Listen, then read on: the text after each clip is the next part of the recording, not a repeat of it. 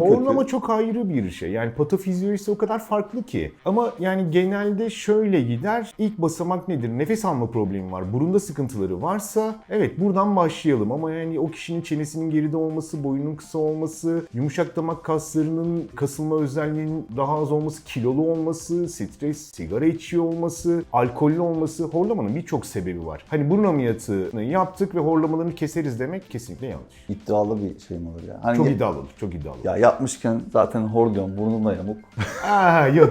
Yok. Öyle hani vay gel ben senin burnun ameliyatını yapayım ondan sonra horlamaların da gitsin eşin de rahat etsin öyle bir şey yok. Sanki öyle bir algı var gibi ama. Algı var.